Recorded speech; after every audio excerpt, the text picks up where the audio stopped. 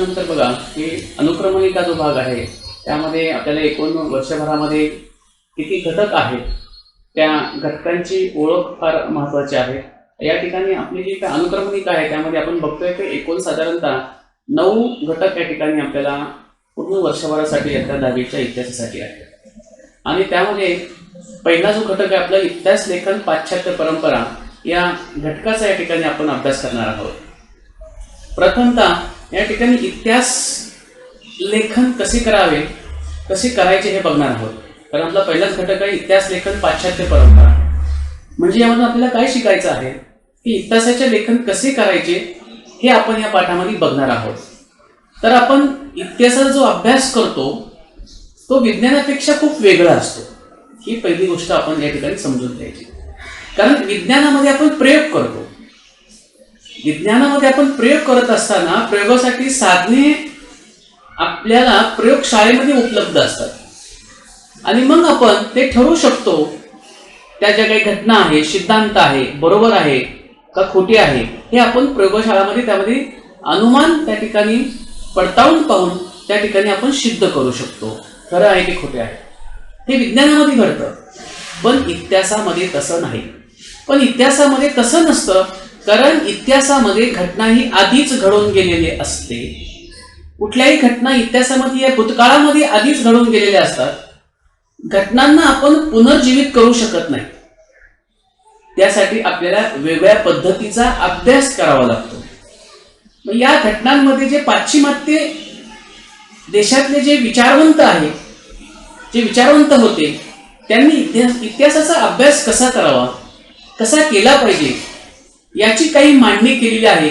आणि ती मांडणी यातून आपण काय करणार आहोत, या घटकातून आपण काय करणार आहोत, पाहणार आहोत, शिकणार आहोत।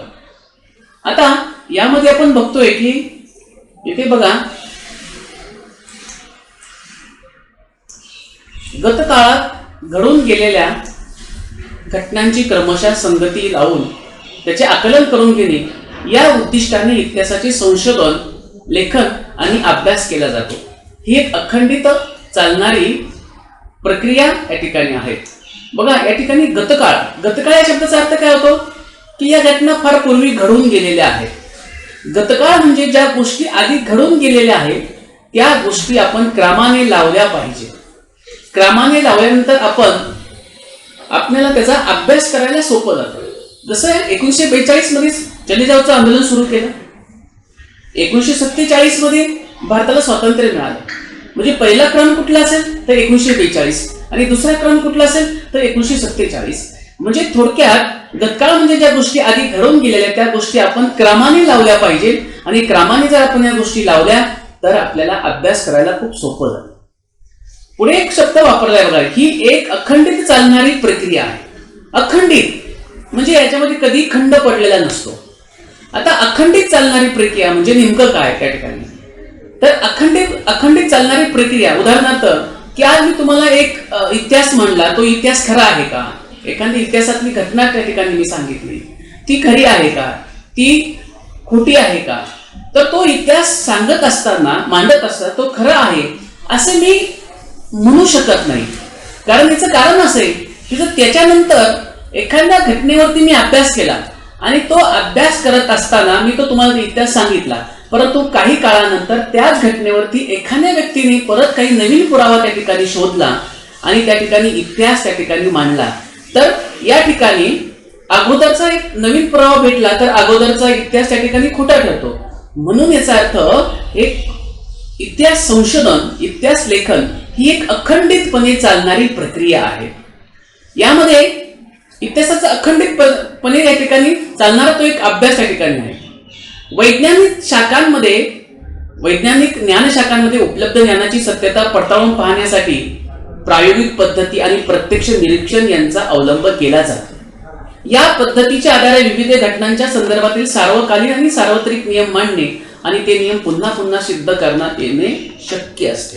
बघा आता विज्ञानाचा आपण अभ्यास करतो, तो अभ्यास करण्यासाठी प्रयोगशाळेमध्ये आपण त्या ठिकाणी घटना पुनर्जीवित करतो। जसं STO म्हणजे आपण जगात कुठेही गेलो तर त्यामध्ये काही बदल होत नाही। गणिताची सूत्र वारंवार, भूमितीचे काही प्रयोग आहेत, ते जे सिद्धांत आहेत ते वारंवार आपण त्याच पद्धतीने सिद्ध करू शकतो. अनुमान काढतो, त्यावरून आपण वारंवार त्या क्रिया करून विज्ञानामध्ये सिद्ध करू शकतो. न्यूटनचा नियम आपल्याला माहिती, तो न्यूटनचा नियम आजही आपण सिद्ध करून आपण तो खरा आहे असं सांगू शकतो.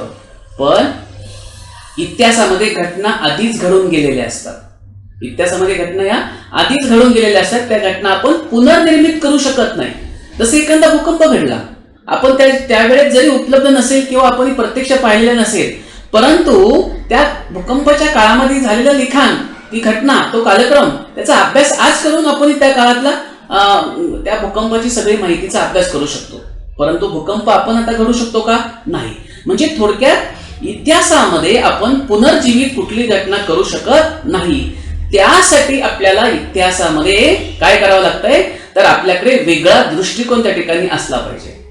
विज्ञानातले नियम, भूमितीमधील सूत्र, गणितामधले सूत्र, ते आपण सारखे आपण सिद्ध करू शकतो.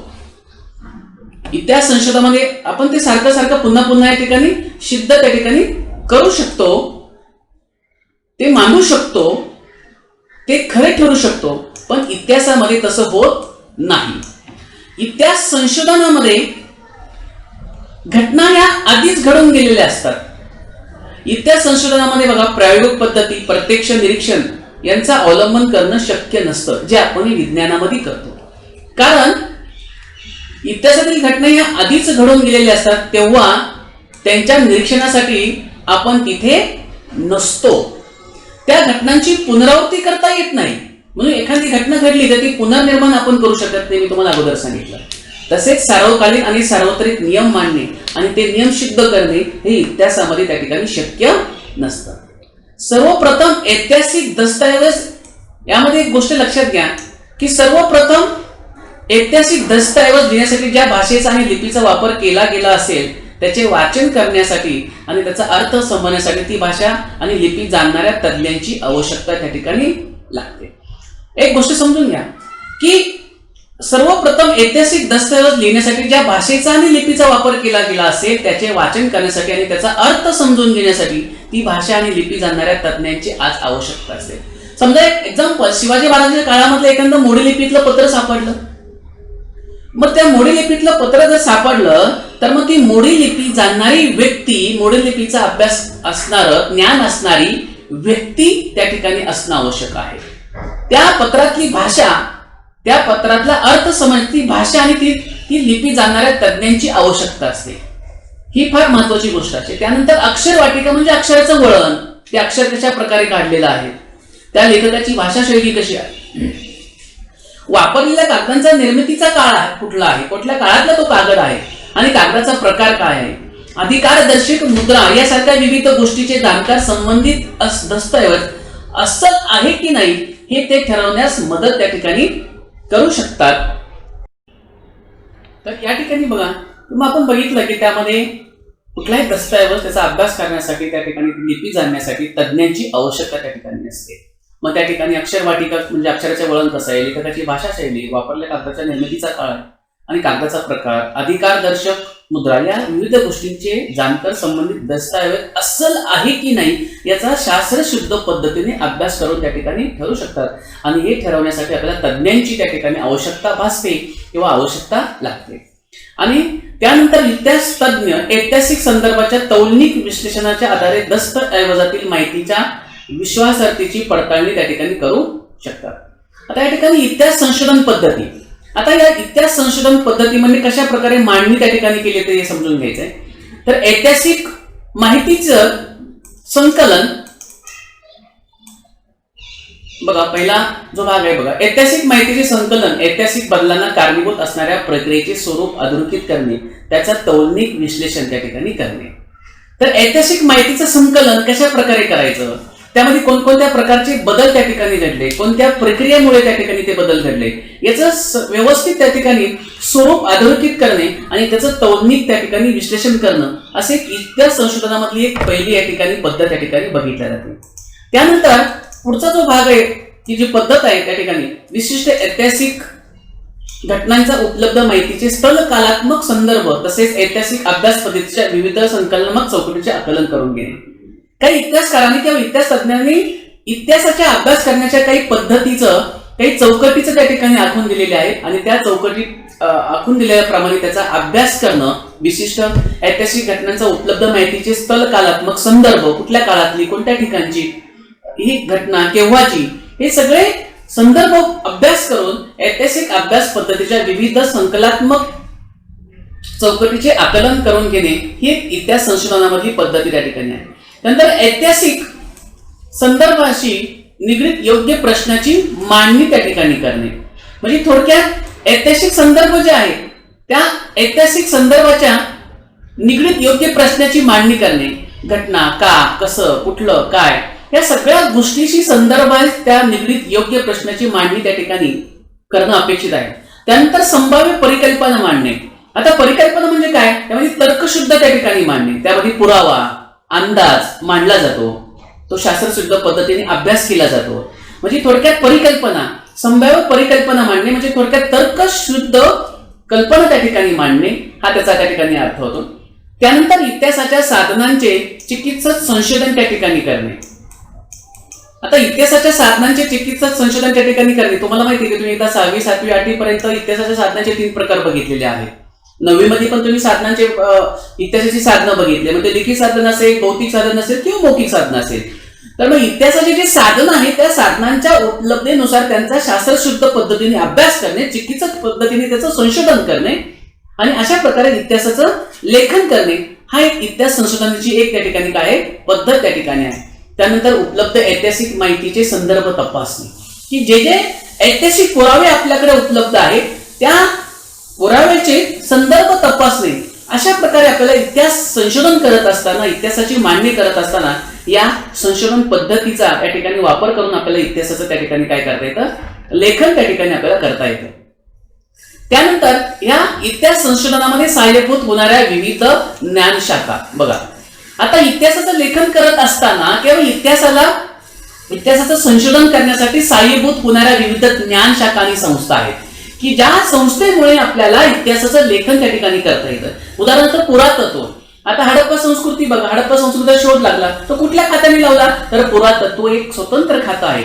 म्हणजे पुरातत्व एक संस्था आहे, एक खातं आहे आणि मग ती पुरातत्व या संस्थेच्या सहाय्याने आपल्याला इतिहासाचं संशोधन करण्याला मदत त्या ठिकाणी होती. अभिलेखागार, तुम्ही मला वाटतं येतं 9वी मध्ये अभिलेखागार म्हणजे त्या ठिकाणी इतिहासाचे महत्वाचे दस्तावेज त्या ठिकाणी जतन करून ठेवलेले जातात आणि त्याचं मला वाटतं कार्यालय जे आहेत आपल्या भारतातलं ते नवी दिल्ली इथे येतात. 9वी मध्ये तुम्ही ही गोष्ट बघितली आहे. आणि मग याद्वारे सुद्धा आपल्याला इतिहासाच्या संशोधनामध्ये सहाय्यभूत करणाऱ्या अनेक संस्था आहेत. अभिलेखागार आहे, हस्तलिखितांचा अभ्यास आहे. हस्तलिखित म्हणजे जे हाताने लिहून ठेवलेले आहेत. तर हस्तलिखिताच्या सहाय्याने सुद्धा आपल्याला इतिहासाचं लेखन किंवा अभ्यास त्या ठिकाणी करता येतो. पुराभिलेखन. आता पुराभिलेखन म्हणजे काय, शिलालेख. अनेक प्रकारचे शिलालेख या ठिकाणी सापडले आहेत आणि अनेक या शिलालेखाच्या सहाय्याने आपल्याला इतिहासाचं लेखन किंवा तो काळ त्या ठिकाणी समजून घेता येतो. अशी पुराभिलेख एक शाखा आहे. अक्षरवाटिका शास्त्र आहे, भाषा रचनाशास्त्र आहे, की ती भाषा, काळ, कुठल्या काळातली भाषा. त्यानंतर नाणकशास्त्र म्हणजे आपली जी नाणी आहेत त्या नाण्यांच्या वरून सुद्धा आपल्याला इतिहासाचा अभ्यास त्या ठिकाणी करता येतो. कुठल्या काळातली नाणी आहे, कुठल्या धातूची आहे, कुठल्या राजाच्या काळातली आहे, कोणत्या राजाने ती तयार केली. म्हणजे थोडक्यात नाणकशास्त्राच्या सहाय्याने सुद्धा आपल्याला इतिहासाचा अभ्यास त्या ठिकाणी करता येतो. त्यानंतर वंशावळीचा अभ्यास. वंशावळ म्हणजे राजाचा मुलगा पुढे कोण, त्याचा मुलगा पुढे कोण, राजाची वंशावळ कोण. तर अशा प्रकारे इतिहासाच्या संशोधनासाठी आपल्याला या सर्व शाखांचा त्या ठिकाणी महत्वाचा आपल्याला उपयोग होतो. पुरातत्व, अभिलेखागार, हस्तलिखितचा अभ्यास, पुराभिलेख, अक्षरवाटिका शास्त्र, भाषा रचनाशास्त्र, नाणकशास्त्र आणि वंशावळीचा या सगळ्याच्या शाखेच्या साह्याने आपल्याला इतिहास संशोधन त्या ठिकाणी करायला खूप मोलाची साथ त्या ठिकाणी मिळते. त्यानंतर इतिहास लेखनाची परंपरा. आता इतिहास लेखनाची परंपरा हा भाग समजून घेत असताना बघा की इतिहासात उपलब्ध पुराव्याचे चिकित्सापूर्वक संशोधन करून भूतकाळात घडून गेलेल्या घटनांची मांडणी कशी केली जाते हे आपण पाहिलेले आहे. आणि अशी मांडणी करण्याच्या लेखन पद्धतीला इतिहास लेखन असे म्हणतात. तुम्हाला माहिती आहे की इतिहासामध्ये उपलब्ध पुराव्याचे, इतिहासामध्ये एखादा पुरावा आपल्याला सापडला तर त्या पुराव्याचा आपल्याला अभ्यास शास्त्रशुद्ध पद्धतीने करावा लागतो. चिकित्सक पूर्वक त्या ठिकाणी अभ्यास करावा लागतो, त्याचं संशोधन त्या ठिकाणी करावं लागतं आणि भूतकाळात घडून गेलेल्या घटनेची मांडणी कशी केली जाते हे आपण यापूर्वी बघितलेलं आहे. आणि मग अशा प्रकारे ती मांडणी केली जाते आणि या मांडणी करण्याच्या लेखन पद्धतीला इतिहास लेखन असं म्हणतात. अशा प्रकारे इतिहासची चिकित्सापूर्वक मांडणी करणाऱ्या संशोधकाला इतिहासकार असे म्हणतात. अनेक इतिहासकार होऊन गेले. आपले भारतीय इतिहासकार आहे, प्राचीन काळातले इतिहासकार आहे, युरोपीय इतिहासकार आहे. मग त्यांना इतिहासकार का म्हणतो, तर त्यांनी जे काही पुरावे सापडले त्या पुराव्यांचा शास्त्रशुद्ध पद्धतीने अभ्यास केला, चिकित्सापूर्वक संशोधन त्या ठिकाणी केलं, तर्क शुद्ध मांडणी त्या ठिकाणी करायचा प्रयत्न केला आणि अशी मांडणी करण्याच्या लेखन पद्धतीला इतिहास लेखन असे म्हणतात. आणि अशा प्रकारे इतिहासाची चिकित्सापूर्वक मांडणी करणाऱ्या संशोधकाला इतिहासकार असं म्हटलं जातं. अर्थात इतिहासाची मांडणी करताना भूतकाळात घडून गेलेल्या प्रत्येक घटनेची नोंद घेणे आणि तिचे ज्ञान करून देणे इतिहासकाराला शक्य नसते. कारण इतिहासाची मांडणी करत असताना त्या घटना भूतकाळामध्ये घडून गेलेल्या आहेत आणि प्रत्येक घटनेची नोंद घेणे आणि तिचे ज्ञान करून देणे इतिहासकाराला शक्य नसते. कारण इतिहासाची मांडणी करताना इतिहासकार हा भूतकाळातल्या कोणत्या घटनांची निवड करतो हे त्याला वाचकापर्यंत कसे पोहोचवायचे आहे यावर अवलंबून असते. एक्झाम्पल, तुम्हाला एखाद्या गोष्टीचा अभ्यास करायचा आहे की तुम्हाला एखादा समजा की थोडक्यात शिवाजी महाराजांच्या राज्यकारभार, त्यांनी शिवाजी महाराजांनी राज्यकारभार कशा प्रकारे केला, मग तुम्ही फक्त शिवाजी महाराजांच्या राज्यकारभारावरतीच अभ्यास करू शकतात आणि तो केलेला अभ्यास तुम्ही वाचकांपर्यंत पोहोचवू शकतात. म्हणजे थोडक्यात लक्षात घ्या की या ठिकाणी भूतकाळात कोणत्या घटनांची निवड करतो हे त्याला वाचकांपर्यंत काय पोहोचवायचे आहे यावर अवलंबून असते. निवडलेल्या घटना आणि त्याची मांडणी करताना अवलंबलेला वैचारिक दृष्टिकोन या गोष्टी इतिहासकाराच्या लेखनाच्या शैली निश्चित त्या ठिकाणी करत असतात. आता बघा, जगभरातल्या प्राचीन संस्कृतीमध्ये अशा प्रकारे इतिहास लेखन करण्याची परंपरा नव्हती. म्हणजे काय, तर प्राचीन संस्कृतीमध्ये अशा प्रकारची लेखन करण्याची परंपरा त्या ठिकाणी नव्हती. परंतु त्या लोकांना अतिशय महत्वाची गोष्ट आहे बघा, या ठिकाणी जरी प्राचीन संस्कृतीमध्ये अशा प्रकारची लिहून ठेवण्याची पद्धत नव्हती, परंपरा नव्हती, परंतु त्या लोकांना भूतकाळाची जाणीव आणि जिज्ञासा नव्हती असं म्हणता येणार नाही. आता मला सांगा, जर त्या प्राचीन काळातल्या लोकांना इतिहास लेखनाची करण्याची परंपरा नव्हती पण त्यांना जाणीव मात्र नक्की होती, त्या लोकांना भूतकाळाची जाणीव किंवा जिज्ञासा नव्हती असं म्हणता येणार नाही. कारण वडीलधाऱ्या व्यक्तीकडनं ऐकलेल्या पूर्वजांच्या जीवनाच्या पराक्रमाच्या गोष्टी पुढच्या पिढीपर्यंत पोहोचवण्याची आवश्यकता त्या काळी भासत होती. गीतामधून, पोवाड्यांमधून, गायन यासारख्या परंपरा जगभरातील संस्कृतीमध्ये अति प्राचीन काळापासून त्या ठिकाणी अस्तित्वामध्ये होत्या. आणि मग बघा, त्या काळामध्ये त्या लोकांनी जाणवत होतो की आपण जे करतोय हे पुढच्या लोकांना माहीत असावं किंवा समजावं. आता बघा, प्राचीन काळामध्ये मध्ययुगातला, अश्मयुगातला माणूस शिकार करायचा. आता शिकार करायचं आपल्याला कशामुळे समजलं, तर त्याचं कारण असं आहे की त्यांनी गुहांमध्ये शिकारीचे काही चित्र किंवा प्रसंग त्या ठिकाणी काढून त्या ठिकाणी चित्र काढले त्या ठिकाणी. मग याचा अर्थ आपल्याला कळला की तो अश्मयुगातला माणूस शिकार करायचा, प्राण्यांची शिकार करायचा. ते कशावर लक्षात आलं, तर त्यांनी काढलेल्या त्या गुहांमध्ये चित्रांवरून. म्हणजे याचा अर्थ असा होतो की त्या लोकांना जिज्ञासा नव्हती असं म्हणता येणार नाही. आणि म्हणून वडीलधाऱ्या व्यक्तीकडून ऐकलेल्या पूर्वजांच्या जीवनाच्या पराक्रमाच्या गोष्टी पुढच्या पिढीपर्यंत पोहोचवण्याची आवश्यकता त्या काळामध्ये भासत होती. मग त्यांनी काय केलं, गुहान चित्रांद्वारे स्मृतीचं जतन केलं, कहाण्यांचं कथन केलं, गीत आणि पोवाड्यांचं गायन यासारख्या परंपरा जगभरातील संस्कृतीमध्ये अति प्राचीन काळापासून अस्तित्वात होत्या. तुम्ही इतिहासाचे साधनं बघितले, त्यामध्ये मौखिक साधन आहे. मौखिक साधन म्हणजे काय, की जे एका पिढीकडून दुसऱ्या पिढीकडे मौखिक स्वरूपाने आलं ते मौखिक साधन. मग ते पोवाडा, मग त्या काळातली घटना, त्या काळातला प्रसंग तो पोवाड्याच्या रूपाने एका पिढीकडनं दुसऱ्या पिढीकडे आला. अशा प्रकारे मौखिक साधनांच्या रूपाने पोवाड्याचं गायन करून यासारख्या परंपरा जगभरातील संस्कृतीमध्ये अति प्राचीन काळापासून अस्तित्वामध्ये होत्या. आणि आधुनिक इतिहास लेखनात त्या परंपरांच्या साधनांचा स्वरूपात त्या ठिकाणी काय येतो, उपयोग त्या ठिकाणी केला जातो. आता बघा ही गोष्ट बघा, आता एक शिलालेख आहे. आता यामध्ये काय बघा, या ठिकाणी फ्रान्स येथील लूव्र या संग्रहालयातील सर्वाधिक प्राचीन शिलालेख. फ्रान्स देश आहे, तिथे लूव्र नावाचं एक संग्रहालय आहे आणि त्या संग्रहालयामध्ये सर्वात प्राचीन काळातला हा शिलालेख त्या ठिकाणी ठेवलेला आहे. आता वरील चित्रामध्ये काय बघा, ढाल दिसते आणि भाला घेतलेल्या सैनिकांची शिस्तबद्ध रांग आणि त्याचे नेतृत्व करणारे सेनानी दिसत आहेत. बघा इथे सेनानी प्रमुख, तो सेना प्रमुख असेल आणि त्याच्या पाठीमागे त्याचं ते सैन्य त्या ठिकाणी असेल. तर या ठिकाणी बघा की मग या चित्रामध्ये ढाल आणि भाला घेतलेल्या सैनिकांची शिस्तबद्ध रांग या ठिकाणी तुम्हाला दिसते. बघा या ठिकाणी इथे ती रांग आहे आणि त्यांचं नेतृत्व करणारा तो सैनिक या ठिकाणी तुम्हाला दिसतोय. मग यावरून एक लक्षामध्ये येतं की ऐतिहासिक घटनांच्या लिखित नोंदी करण्याची परंपरा, ऐतिहासिक घटनांच्या लिखित नोंदी करण्याची परंपरेची सुरुवात मेसोपोटेमियातील सुमेर संस्कृतीमध्ये झाली. कारण ही जी मेसोपोटेमिया जी संस्कृती आहे ती मला वाटतं इराण, इराक या आसपासच्या प्रदेशामध्ये त्या ठिकाणी अस्तित्वामध्ये होती आणि तिथे सुमेर नावाची एक संस्कृती होती आणि त्या संस्कृतीमध्ये ऐतिहासिक ज्या घटना घडत होत्या, मग राजांच्या घटना असेल, युद्धाचे प्रसंग असेल, तर ते ऐतिहासिक घटनांच्या लिखित नोंदी करण्याची परंपरेची सुरुवात मेसोपोटेमियामधील सुमेर संस्कृतीमध्ये झाली असे आपल्याला सद्य परिस्थितीत म्हणता येईल. सुमेर साम्राज्यात होऊन गेलेले राजे, त्यांच्यामधील संघर्षाच्या कहाण्या, त्यांची वर्णने तत्कालीन त्या शिलालेखामध्ये जतन केलेली आहेत आणि त्यातीलच सर्वाधिक प्राचीन शिलालेख सुमारे 4500 वर्षापूर्वी सुमेरन मधील 2 राज्यांमध्ये झालेल्या युद्धाची नोंद करणारा असून तो सध्या फ्रान्समधील लूव्र या जगप्रसिद्ध संग्रहालयामध्ये त्या ठिकाणी आहेत. म्हणजे अशा प्रकारे त्या काळातल्या 2 राज्यांचे युद्धाचे प्रसंग त्या शिलालेखावरती त्या ठिकाणी कोरून ठेवलेले आहेत. त्याच्यावरून आपल्याला त्या काळातल्या राजांचा काळ समजतो, त्यांचे युद्धाचे प्रसंग त्या ठिकाणी कळतात.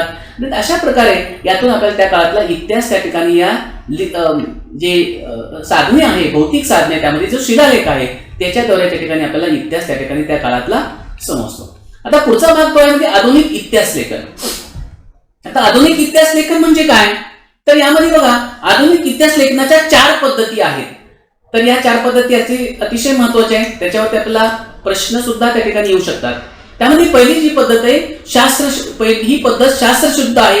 तिची सुरुवात योग्य प्रश्नांची मांडणी करण्यापासून होते. म्हणजे आधुनिक इतिहास लेखनाच्या 4 पद्धतीच्या वैशिष्ट्यांमधलं पहिलं वैशिष्ट्य आहे ही पद्धत शास्त्रशुद्ध आहे. तिची सुरुवात योग्य प्रश्नांची मांडणी करण्यापासून होते.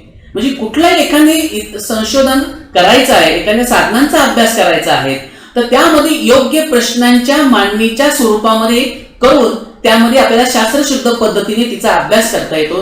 ही आधुनिक इतिहास लेखनाच्या प्रमुख वैशिष्ट्यांमधली पहिली पद्धत आहे. त्यानंतर हे प्रश्न मानव केंद्रित आहे. म्हणजे ते भूतकाळातील विविध मानवी समाजाच्या सदस्यांनी विशिष्ट कालावधीत केलेल्या कृती संबंधी असतात. इतिहासात त्या कृतींचा संबंध दैवी घटना किंवा इतरांशी नसतो. आता हे खूप महत्वाचा प्रश्न आहे बघा. हे प्रश्न मानव केंद्रित असतात.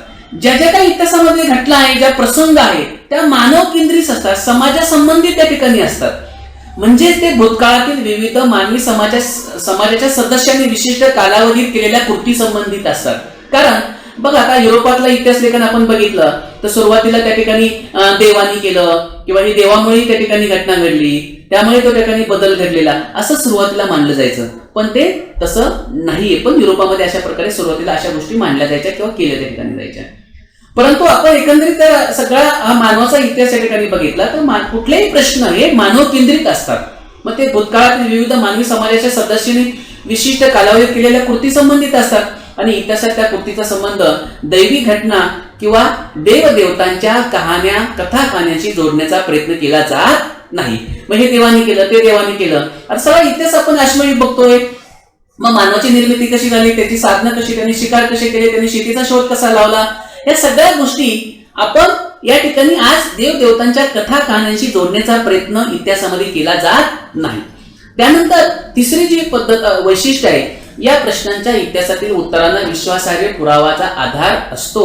त्यामुळे इतिहासाची मांडणी तर्क शुद्ध त्या ठिकाणी करता येते. आता बघा इतिहासामध्ये वस्तुनिष्ठतेला फार महत्व आहे, पुराव्याला फार महत्व आहे. त्याच्याशिवाय आपल्याला इतिहास लिहिता येत नाही. आणि म्हणून या प्रश्नांच्या इतिहासातील उत्तरांना विश्वासार्ह पुराव्याचा आधार लागतो.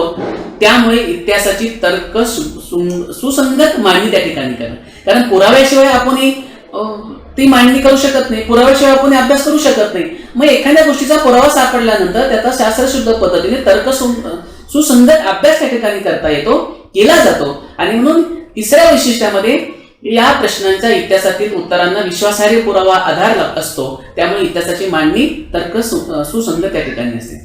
आणि चौथा आहे की मानव जातीने भूतकाळात केलेल्या कृतीच्या आधारे मानवी वाटचालीचा वेध इतिहासामध्ये घेतला जातो. बघा, जो काही इतिहासामध्ये आतापर्यंत वेध घेतलेला आहे तो कुठला घेतलेला आहे? भूतकाळातल्या गोष्टींचा घेतलेला आहे. परंतु मानव जातीने ज्या ज्या काही कृती केल्या त्या कृतीच्या आधारे मानव जातीच्या वाटचालीचा वेध इतिहासामध्ये त्या ठिकाणी घेतला जातो आणि वरील वैशिष्ट्यांनी युक्त असलेल्या आधुनिक इतिहास लेखनाची परंपरेची बीजे ही प्राचीन इतिहासकाराच्या लेखनामध्ये त्या ठिकाणी आढळतात. बघा, तर या ठिकाणी इतिहासकारांच्या म्हणजे असं मानलं जातं की हिस्ट्री हा शब्द ग्रीक भाषेतला आहे. इसवी सन पूर्व 5व्या शतकामध्ये होऊन गेलेला हेरोडोटस हा एक ग्रीक इतिहासकार होता आणि या ग्रीक इतिहासकाराने तो प्रथम त्याच्या द हिस्टरीज या ग्रंथाच्या शीर्षकासाठी त्या ठिकाणी वापरलेला आहे.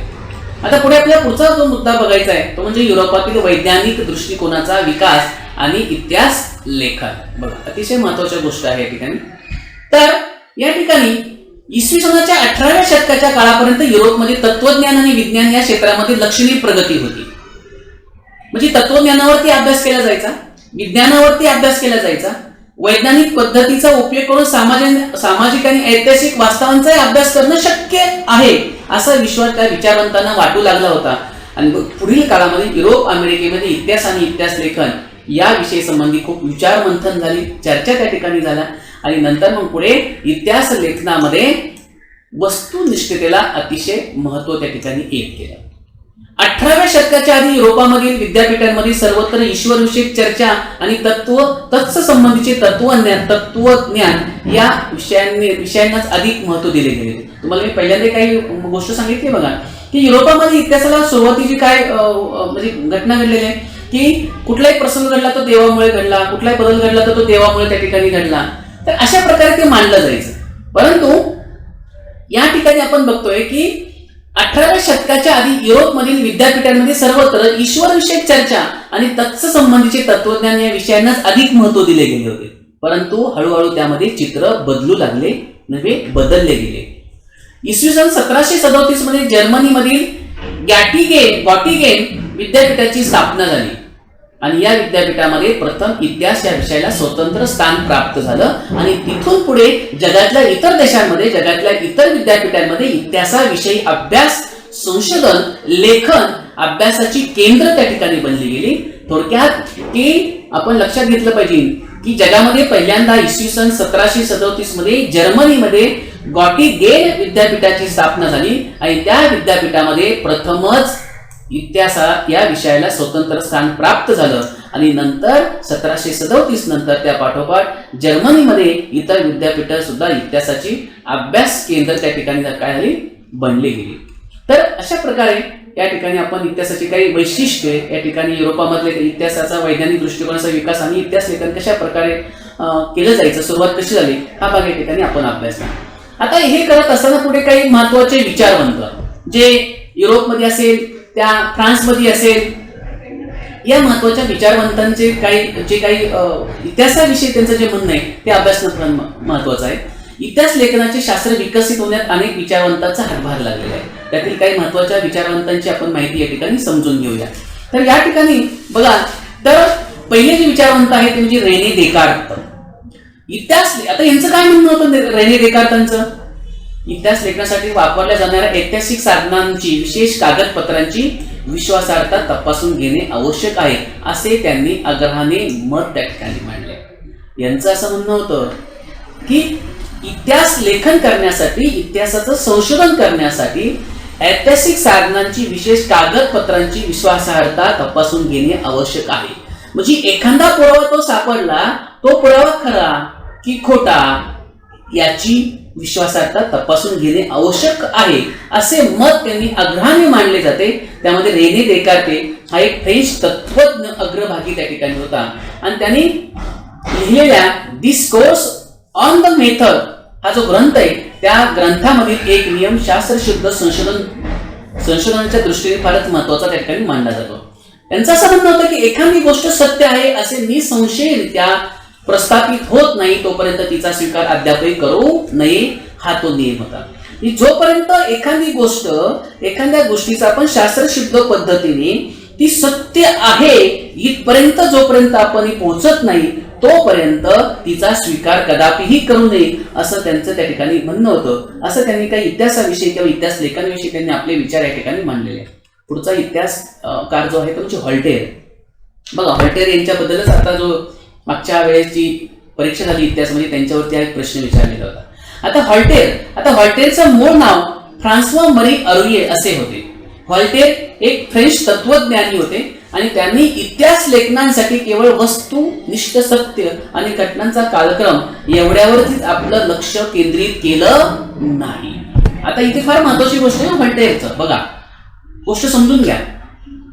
आता याच्यापूर्वी काय इतिहास म्हणत होता? साधनं, पुरावे, घटना, क्रम, खरे, खोटे, राजे, महाराजे यावरतीच इतिहासाचं संशोधन केलं जायचं, यावरतीच इतिहासाचं लेखन केलं जायचं. पण व्हॉल्टेअर यांचं म्हणणं काय बघा, अतिशय छान त्यांचे विचार आहेत. व्हॉल्टेअर या फ्रेंच तत्वज्ञानाने इतिहास लेखनासाठी केवळ वस्तुनिष्ठ सत्य आणि घटनांचा कालक्रम एवढ्यावरतीच आपण लक्ष केंद्रित न करता काय म्हटलंय त्यांनी, ह्याच गोष्टीवरती आपण लक्ष केंद्रित न करता तत्कालीन समाजाच्या परंपरा, व्यापार, आर्थिक व्यवस्था, शेती इत्यादी गोष्टींचा विचार करणे आवश्यक आहे. बघा, म्हणजे व्हॉल्टेअर यांचं असं म्हणणं होतं की इतिहास लेखनामध्ये तुम्ही फक्त वस्तुनिष्ठ सत्य आणि घटनांचा कार्यक्रम एवढ्यावरती लक्ष केंद्रित करू नका, तर त्या काळामध्ये जो समाज होता त्या समाजाचा अभ्यास करा. त्या समाजाच्या परंपरा काय होत्या, त्या काळातल्या लोकांचा व्यापार कसा होता, त्या काळातली आर्थिक व्यवस्था कशी होती, त्या काळातली शेती कशी होती, या सगळ्या गोष्टींचा विचार त्यामध्ये करणं आवश्यक आहे. हा विचार पहिल्यांदा जो मांडला तो म्हणजे व्हॉल्टेअर या इतिहासकारांनी त्या ठिकाणी मांडला. आणि त्यामुळे इतिहासाची मांडणी करताना मानवी जीवनाचा सर्वांगीण विचार व्हायला हवा असा पुढे त्या ठिकाणी विचार आला. आणि त्या दृष्टीने व्हॉल्टेअर यांना आधुनिक इतिहासाचा जनक असे म्हणतात. मागच्याच परीक्षेला रिकाम्या जागेसाठी याच्यावरती प्रश्न आला होता की आधुनिक इतिहासाचा जनक असं कोणाला म्हटलेलं जातं, तर आधुनिक इतिहासाचा जनक व्हॉल्टेअर यांना म्हटलं जातं. त्यानंतर पुढचे जे इतिहासकार आहे जॉर्ज विल्यम फ्रेडरिक हेगल, हे जर्मन तत्वज्ञानी होते. यांचं काय म्हणणं होतं की या जर्मन तत्वज्ञानाने ऐतिहासिक वास्तव तर्कशुद्ध पद्धतीने मांडले गेले पाहिजे यावरती त्यांनी काय केला, भर दिला. इतिहासातील घटनाक्रम प्रगतीची टप्पे दर्शवणारा असतो, त्याचबरोबर इतिहासाची मांडणी इतिहासकाराला वेळोवेळी उपलब्ध होत असलेल्या पुराव्याच्या नुसार बदलत जाणे स्वाभाविक असते असे प्रतिपादन त्या ठिकाणी त्यांनी केलेले आहे. त्यांच्या या विवेचनामुळे इतिहासाच्या अभ्यास पद्धती विज्ञानाच्या पद्धतीपेक्षा काय आहेत, वेगळे असल्या तरी त्या कमी प्रतीच्या नाही अशी अनेक तत्वज्ञानांची खात्री पटली. एनसायक्लोपीडिया ऑफ फिलॉसॉफिकल सायन्सेस या ग्रंथामध्ये त्यांनी त्यांची व्याख्याने आणि लेखन यांचं संकलन त्या ठिकाणी केलेलं आहे. त्यानंतर हेगेलने लिहिलेले रिझन इन हिस्ट्री हे पुस्तक त्या ठिकाणी प्रसिद्ध आहे. आता बघा, ही गोष्ट जाणून घ्या. आता हेगेलचं काय म्हणणं होतं, हेगेलच्या मते कोणत्याही घटनेचा अर्थ लावण्यासाठी तिची वर्गवारी दोन विरोधी प्रकारात करावी लागते. त्याशिवाय मानवी मनाला त्या घटनेचं आकलन होत नाही. म्हणजे काय, खरे आणि खोटे. एखादा पुरावा सापडला तो खराच आहे का असं एकाने मांडायचं, दुसऱ्याने त्या पुराव्याला छेद देऊ नाही ते खोटच आहे ह्या गोष्टी केल्याशिवाय, म्हणजे खरे खोटे, चांगले वाईट या पद्धतीला द्वंद्ववाद असं म्हटलेलं आहे. डायलेक्टिक्स असं म्हणतात. म्हणजे खरे खोटे म्हणजे एक बाजू बरोबर आहे पण तिच्या विरुद्ध बाजू ती समोरच्यानी ती बाजू चुकीची आहे हे सिद्ध करून दाखवायचं. समोरच्यानी नाही तुझं खोटं आहे हे खरं आहे. म्हणजे हेगेलचं काय मत होतं की हेगेलच्या मते कोणत्याही घटनेचा अर्थ लावण्यासाठी तिची वर्गवारी दोन विरोधी प्रकारात करावी लागते. एक्झाम्पल, खरे किंवा खोटे, चांगले किंवा वाईट. त्याशिवाय मानवी मनाला त्या घटनेचं आकलन त्या ठिकाणी होत नाही. अशा पद्धतीला म्हणतात द्वंद्ववाद असं म्हटलेलं आहे. आणि या पद्धतीत प्रथम एक सिद्धांत मानला जातो, त्यानंतर त्या सिद्धांताला छेद देणारा प्रतिसिद्धांत मानला जातो. त्या दोन्ही सिद्धांताच्या तर्काधिष्ठित उहापोहानंतर त्या दोहोंचे सार ज्यात सामावलेले आहेत अशा सिद्धांताची समन्वयक मांडणी त्या ठिकाणी केली जाते. त्यानंतर बघा पुढेचे जे काही इतिहासकार आहेत ते लिओपॉल्ड हॉन रान्के. आता 19व्या शतकातील इतिहास लेखनाच्या पद्धतीवर प्रामुख्याने बर्लिन विद्यापीठामध्ये वर्ग संघर्षाचा इतिहास असून ज्या वर्गाचा ताब्यात उत्पादन साधने असतात तो वर्ग किंवा ते इतर वर्गाचे आर्थिक शोषण त्या ठिकाणी करतात अशी मांडणी त्यांनी केली. त्यांचा दास कॅपिटल हा ग्रंथ प्रसिद्ध त्या ठिकाणी आहे.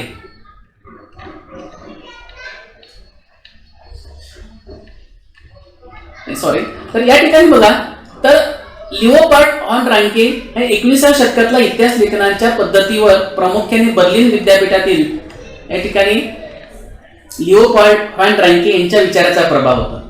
त्याने इतिहास संशोधनाची चिकित्सक पद्धती कशी असावी हे सांगितले. मूळ दस्तऐवजाच्या आधारे प्राप्त झालेली माहिती सार्वत्रिक स्वरूपाची आहे यावर त्यांनी भर दिला. मूळ दस्तऐवज म्हणजे कशाला म्हणतात? झेरॉक्स नाही. एखादा मूळ दस्तऐवज असेल आणि त्याची झेरॉक्स असेल तर त्या झेरॉक्सच्या अभ्यासावरती सिद्ध करता येत नाही. पण मूळ दस्तऐवज असेल तर त्याच्या आधारे जर आपल्याला माहिती ती प्राप्त झाली तर ती सर्वाधिक महत्वाची आहे. या गोष्टीवरती त्यांनी भर दिला. तसेच ऐतिहासिक घटनांशी संबंधित असलेल्या सर्व कागदपत्रे आणि दस्तऐवज यांचा कसून शोध घेणे अत्यंत महत्वाचे असल्याचे त्यांनी सांगितले. अशा पद्धतीने ऐतिहासिक सत्यापर्यंत पोहोचता येणे शक्य आहे असा. तसेच ऐतिहासिक घटनांशी संबंधित असलेल्या सर्व प्रकारची कागदपत्रे आणि दस्तऐवज यांचा कसून शोध घेणे अत्यंत महत्वाचे असल्याचे त्यांनी सांगितले. अशा पद्धतीने ऐतिहासिक सत्यापर्यंत पोहोचणे शक्य आहे असा विश्वास त्यांनी व्यक्त केला. आणि इतिहास लेखनामध्ये काल्पनिकतेवर त्यांनी टीका केल्या.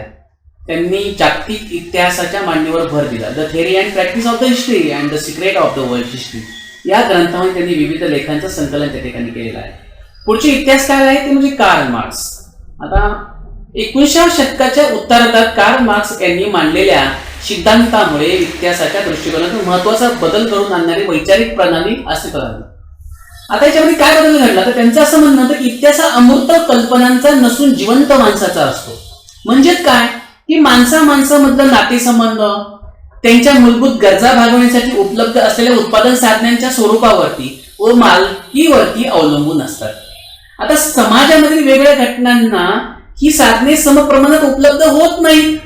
त्यातून समाजाची वर्गावर आधारित विषमता निर्माण होत वर्ग संघर्ष त्या ठिकाणी निर्माण होतो. म्हणजे कार्ल मार्क्स यांचं म्हणणं काय की एखादी कंपनी आहे, त्या कंपनीमध्ये जर काही प्रॉफिट झाला तर त्या मालकाला मिळतो. मालक श्रीमंत होतो, मालकाकडे त्याचा पैसा जास्त प्रमाणामध्ये जातो. परंतु त्या कंपनीमध्ये असलेले जे कामगार आहेत त्या कामगारांना त्या प्रमाणामध्ये त्या गोष्टी मिळत नाही.